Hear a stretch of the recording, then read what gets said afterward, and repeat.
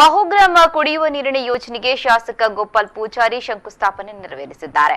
ನಾಡ ಗ್ರಾಮ ಪಂಚಾಯತ್ ವ್ಯಾಪ್ತಿಯ ಕೋಣ್ಕಿ ಮಹಾಲಿಂಗೇಶ್ವರ ದೇವಳದ ಬಳಿ ಇರುವಂತಹ ಕಾಮಗಾರಿಗೆ ಶಾಸಕರು ಗುದ್ದಲಿ ಪೂಜೆ ನೆರವೇರಿಸಿದರು. ನಂತರ ನಾಡ ಪಂಚಾಯತ್ ವಠಾರದಲ್ಲಿ ನಡೆದ ಸಭಾ ಕಾರ್ಯಕ್ರಮದಲ್ಲಿ ಮಾತನಾಡಿದ ಶಾಸಕರು, ಈ ಯೋಜನೆಗೆ ಟೆಂಡರ್ ಕರೆದು ಬಹಳ ಕಾಲದವರೆಗೆ ಯಾರೂ ಬಂದಿರಲಿಲ್ಲ. ನಂತರ ಮಂಗಳೂರಿನ ಗುತ್ತಿಗೆದಾರರಾದ ಅನಿಲ್ ಕುಮಾರ್ ಶೆಟ್ಟಿ ಮುಖಾಂತರ ಈ ಕಾಮಗಾರಿಯನ್ನ ನಡೆಸುತ್ತಿದ್ದೇವೆ. ಹಕ್ಲಾಡಿ ಮತ್ತು ಮರವಂತಿಗೆ ಕುಡಿಯುವ ನೀರಿನ ಸೌಕರ್ಯ ನೀಡಲು ಸಾಧ್ಯವಿದೆ. ಈ ಬಗ್ಗೆ ಸಂಬಂಧಪಟ್ಟ ಅಧಿಕಾರಿಗಳೊಂದಿಗೆ ಚರ್ಚಿಸಿ ಈ ಯೋಜನೆ ಯಶಸ್ವಿಯಾಗುವಂತೆ ಮಾಡುತ್ತೇನೆ ಎಂದು ಭರವಸೆ ನೀಡಿದರು. ಮಾರ್ಸಮಿ ಸೇತು ಬರುತ್ತಿಗಳು ಉದ್ಘಾಟನೆ ಆಗ್ತಿದೆ, ರಸ್ತೆಗಳಾಗ್ತಿದೆ. ರಾಜೇಶ್ ಕಾರಂತ್ಗೆ ಟೆಂಡರ್ ಆಗಿದೆ. ಈಗ ಮೋವಡಿ ರಾಜೇಶ್ ಕಾರಂತ್ರಿಗೆ ಆಗಿದೆ.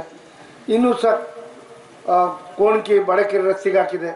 ಈಗ ಬಡಕೇರಿಗೆ ಪುನಃ 20 ಲಕ್ಷ ಹಾಕಿದ್ದೇನೆ ಕಾಂಕ್ರೀಟಿಗೆ. ಆ ಸೇತುವಿಂದ ಈ ಕಡೆ, ಸೇತುವಿಂದ ಆ ಕಡೆ ಕಾಂಕ್ರೀಟಿಗೆ 10 ಲಕ್ಷ, ಇಲ್ಲಿಗೆ 10 ಲಕ್ಷ, ಆಚೆಗೆ 10 ಲಕ್ಷ, ಅಂದರೆ ಉಳಿದ ಎಲ್ಲ 30 ಲಕ್ಷ ಡಾಂಬರಿಗೆ. ಆ ರಸ್ತೆಗೆ ಕಡೆಗೆ ಈಗ ಸಿಮೆಂಟ್ ಕೆಲಸ ಎಲ್ಲ ಆಗ್ತಾಯಿದೆ. ಇನ್ನೊಂದಿದೆ 9,80,00,000 ಹಳಗೇರಿ ಮತ್ತೆ ಶಾನಪುರ ಆ ರಸ್ತೆಗೆ. ಈ ಸಂದರ್ಭ ಜಿಲ್ಲಾ ಪಂಚಾಯತ್ ಸದಸ್ಯ ಬಾಬು ಹೆಗ್ಡೆ, ತಾಲೂಕು ಪಂಚಾಯತ್ ಉಪಾಧ್ಯಕ್ಷ ಪ್ರವೀಣ್ ಕಡಕೆ ಮೊದಲಾದವರು ಇದ್ದರು.